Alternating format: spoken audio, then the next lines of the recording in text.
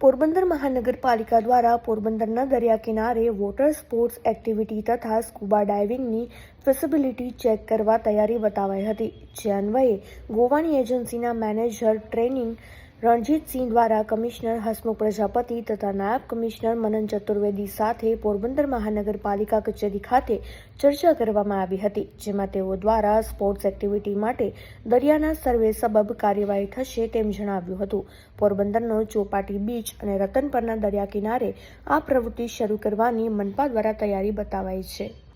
પોરબંદર નજીક આવેલા રતનપરનો રમણીય દરિયા કિનારો છે। તાજેતરમાં જ ગોવાની એક એજન્સી છે તેના અધિકારીઓએ પોરબંદર મહાનગરપાલિકાના અધિકારીઓ સાથે બેઠક યોજી હતી અને બીચ સ્પોર્ટ્સની પ્રવૃત્તિઓ વિકસાવવા માટે ચર્ચા વિચારણા થઈ હતી। તેમાં પોરબંદરની રમણીય ચોપાટી ઉપરાંત આ રતનપર બીચનો પણ સમાવેશ થયો છે। ખાસ કરીને અહીંયા આ બીચ ઉપર રવિવાર અને રજાના દિવસે વિશાળ સંખ્યામાં સહેલાણીઓ ફરવા માટે આવે છે અને શહેરથી દૂર ગણાતો આ શાંત બીચ છે।